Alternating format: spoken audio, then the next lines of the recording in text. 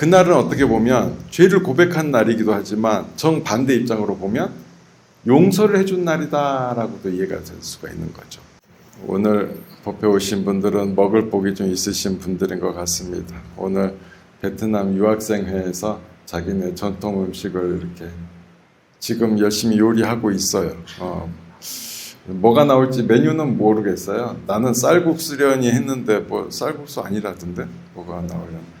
아침에 오니까 아침에 오시는 분들한테도 바게트에다가 속에 채운 거 반미를 준비했더라고. 이게 그 베트남이 프랑스도 한번 거기 다녀가가지고 문화적으로 그런 바게트 빵이나 프랑스 요리들이 좀 뭐 남아있다 하더라고요.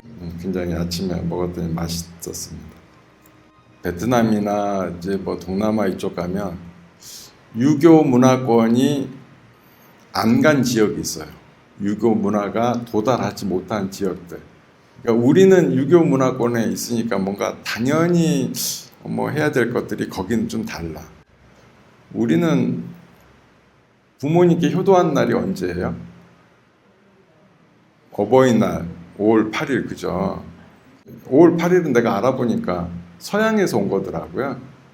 원래 불교에서는 효도한 날이 언제냐면 백중날이 효도하는 날입니다. 백중날. 그래서 살아계신 부모님께는 그날 이렇게 맛있는 것도 사드리고 하고, 근데 돌아가신 분들이 계실 거 아니에요. 그러면 돌아가신 분이 계시면 절에 오고, 뭐 또 부모님 살아계시다 하더라도 그 할아버지 할머니 또 돌아가셨을 거 아니겠습니까? 그래서 이제 절에 와서 이제 공양도 올리고 스님들께 공양도 올리고 하는 그런 뜻깊은 날이 백중이 되겠습니다. 마침 또 우리도 이렇게 백중 기도 한참 하는 기간이기도 하고 해서 굉장히 의미가 있는 거다. 저는 그래서 뭐를 좀 좋아하냐면 제가 늘 마음속에 품고 있는 글귀가 부처님 말씀 가운데 이제 재행무상이다. 모든 것은 변한다. 그래서 변하는 것을 보면 기쁨이 느껴져. 어떤 게 기쁘냐? 아, 이게 어버이날, 효도한 날이 정해져 있지 않구나. 원래 백중이 효도한 날이구나. 뭐 이런 걸 알게 되는 것도 재미있고, 우리 이 한국에서 당연히 여겼던 것들이 그냥 한국에서만 당연한 것. 외국 가면 또 달라지는 것. 요새 돈도 그렇잖아요. 돈도 한국에 돈이 매일매일 가치가 같아요. 달라요. 맨날 달라요. 이제 한국만 사니까 모르지만 외국 가면 바로 알지. 바로 그냥 환율이 오르내린 거 따라 내가 받아든 달러가 적어지기도 하고 늘어나기도 하고.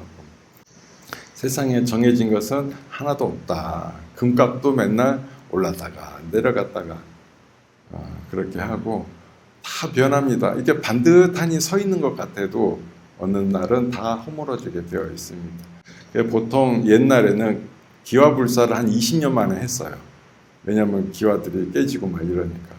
그러면은 이제 중간에 이제 석가래나 뭐 이런 거 뭐 보호 좀 갈아치우는 거 이런 거는 한 60년 만에 한옥들은 다 한 번씩 또 불사를 합니다. 이렇게 해서 정해진 게 없다는 것은 우리가 늘 마음속에 새겨둬야 되고, 그것들을 새겨두면 괴로움이 사라지게 된다는 것입니다. 이미 우리는 알고 있으니까 어느 날 준비 안 된 채로 어떤 일이 생기면 준비가 안 됐으니까 놀랍고 두렵고 무섭고 슬프고 이러겠지만 이미 마음속에 준비가 되어 있으면 올 것이 왔구나 하면서 자연스럽게 받아들이게 됩니다.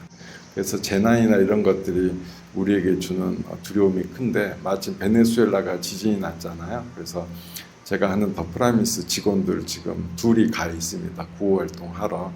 마침 또 후원하시는 분들도 계셔가지고 그 SK 최태원 회장님 그 여동생이 있어요. 거기가 SK 행복나눔 재단을 운영하는데, 재난이 나서 우리 프라미스가 해외를 가기만 하면 2천만 원씩 주셔요, 그분이. 그래서 요번에도 또 2천만 원 줘가지고 그거 보태서 또 보륜사란 절에서도 또 1,000만 원 주시고 이래저래 또 많이들 후원해 주셔서 어쨌든 해외에 갈 수 있게 됐습니다. 가서 심리 치료를 좀 해주려고. 왜냐면 너무 멀어요. 거기가 너무 멀어가지고 빨리 못 갔어요. 우리가 가까운 데는 빨리 가는데 그 단박에 못 가더라고요. 우선 아무튼 옆 나라 갔다가 베네수엘라, 콜롬비아 갔다가 베네수엘라 가더라고요. 왜냐하면 거기 주 공항이 폐쇄됐어요. 국제 공항이. 왜냐하면 그 지진 피해 때문에. 그래서 아무튼 거기 가서 우리가 할 수 있는 것들을 좀 하고, 또 트라우마에 겪고 있는 분들, 또 심리 치료를 하기 위해서 전문가 2분이 또 파견돼서 열심히 하고 있습니다. 늘 응원해 주시고, 그 우리 부자님들 초하루마다 이렇게 모금함 들고 다니죠. 우리 직원들이 그 돈 모아서 또 갔어요. 그러니까 여러분들이 후원해 주신 것들을 다 잘 쓰고 있으니까 아무튼 후원해 주신 점 감사하게 생각을 합니다. 자, 오늘은 이 안거, 우리 불교에는 안거라는 전통이 있는데, 안거가 끝나는 날 되게 재밌는 걸 해요. 뭘 하냐면 자자라는 걸 합니다. 스스로 죄가 있음을 고백해야 돼요. 여러분들 그런 거 하세요? 죄를 고백하는 날?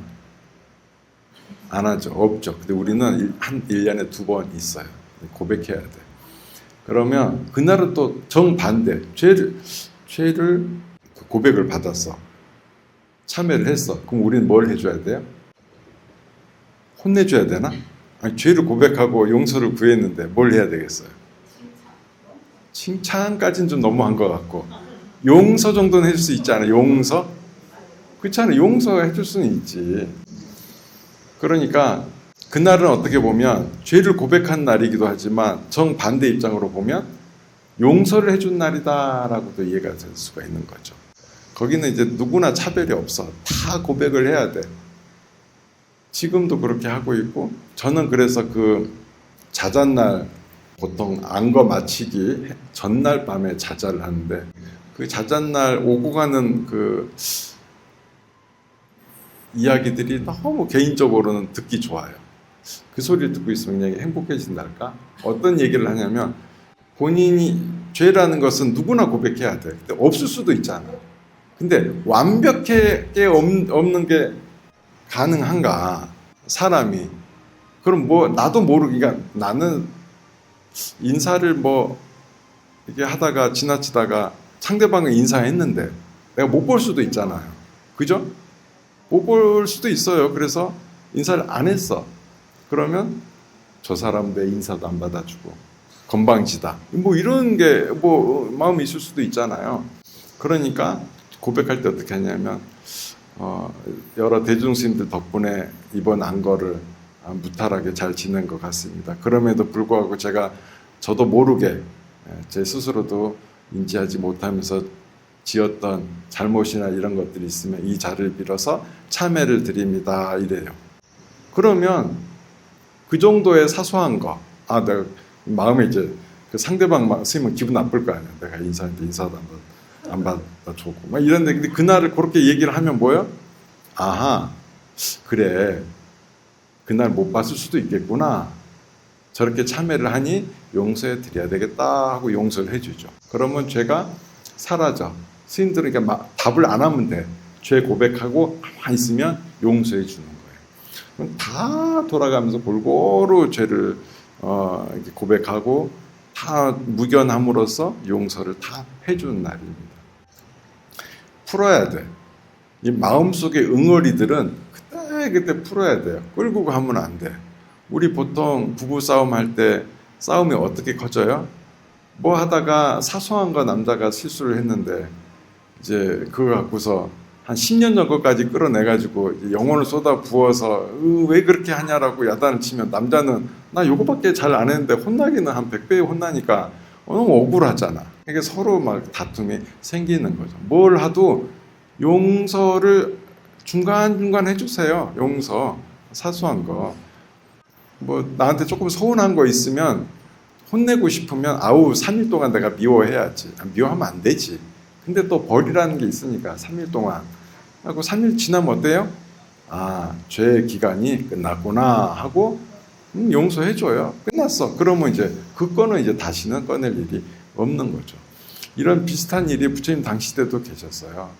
부처님과 사리불과 목건현, 안한을 비롯한 수많은 스님들이 동원정사라는 곳에서 동원정사는 굉장히 신신 깊은 우리 여성 신도분이 이렇게 보시한 한 경전에는 5층이라고 막 나오기도 하고 막 그래요. 그래서 그냥 큰 절입니다. 이곳에 안거를 잘 낳고 이제 자잔날이 돼서 부처님도 나의 허물을 뭐 참여한다 뭐 이러면서 이제 다 사리불도 뭐 참여하고 두루두루 다 참여해서 끝났어.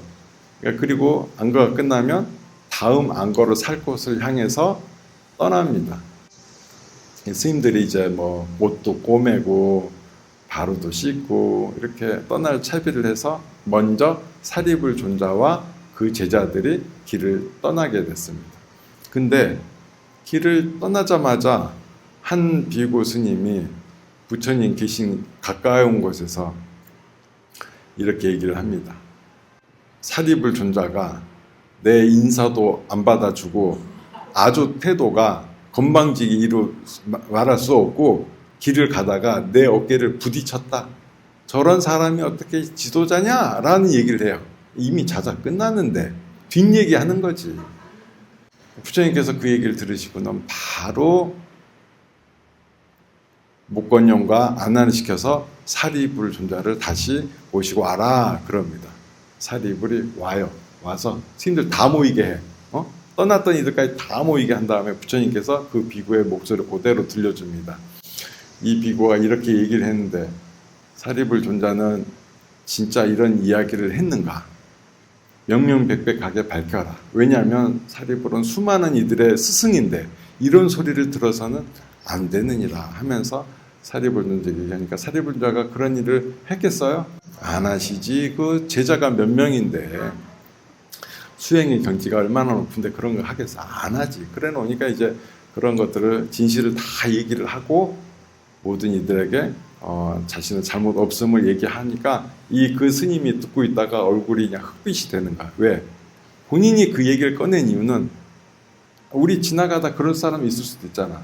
너무 사람이 뛰어나면 괜히 시기 질투심에 한마디 툭툭 던지고 완벽하지 다 완벽한 사람이 어딨어? 뒤에서 뭐 했을 수도 있지 뭐 이런 식으로 하는 아주 그냥 작은 질투였단 말이죠. 질투에서 시작이 된 거고. 근데 이게 너무 커진 거예요. 판이.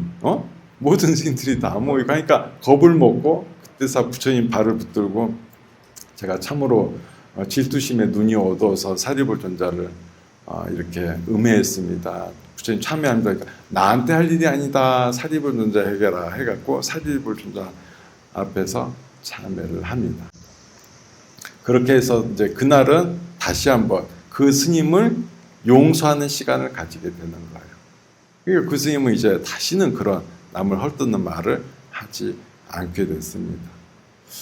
그러니까 죄를 고백한다는 것은 용기 있는 행동이고 또 그것을 들었을 때는 용서해 줄 수 있는 것도 사실은 용기가 필요해요. 또 대범해야 용기가 용서도 해주는 것입니다. 하지만 조그만 거라도 하나씩 용서를 해주면 나는 내 그릇은 점점 더 커지고 내 마음속에 작은 어떤 음해나 비방이나 들었을 때에도 흔들림 없는 경지에 오르게 됩니다. 그래서 작은 일들, 오늘을 기해서 한번 딱 회상을 해서 문득 가족 이름 올리고 걔가 나한테 뭔 잘못을 했나 한번 떠올려보고 뭐 했지 그러면 갑자기 오늘 이 시간부로 그거는 내가 오늘 용서해 줘야 되겠다. 오늘 연화사에 와서 이 본문을 들었는데 내가 오늘을 기해서 그거는 용서해 주마 라고 해서 오늘 정권은 좀 용서를 해주세요. 하실 수 있겠죠? 네, 용서를 잘 해주시기 바랍니다. 용서를 해준다는 것은 아무튼 큰 공덕이 된 일입니다. 나에게도 행복을 가져오는 일이니까 일상 속에서도 지금은 세상을 대혐오의 시대라 그래요. 또는 대증오의 시대라고도 부릅니다. 뭐 그렇게 화가 많은지 남을 그렇게 미워해. 유튜브를 안 봐야 되는데 제가 유튜브 촬영을 또 하고 하니까 나도 모르게 내 거 모니터링 하다 보면 남의 거 뜨는데 보면 맨날 이게 정치면을 잘 안 봐야 되는데 제가 이 자리가 자리이다 보니 제가 아는 정치인들이 있어서 그분 이름 떠오르면 이분은 잘 지내신가 이렇게 이리 보다 보니까 요새는 뭔 놈의 정치 알고리즘에 걸려가지고 너무 많이 떠서 좀 끊어야 되겠다 싶은 생각도 들기도 합니다. 보면 맨 욕하는 것밖에 없어. 그래서 곤란하다. 세상은 미움으로서는 세상은 결코 좋아지지 않습니다. 용서로서, 참회와 용서로서만 세상은 맑아지고 깨끗해질 수가 있습니다. 용서해 주는 아름다운 시간을 가지시길 바랍니다.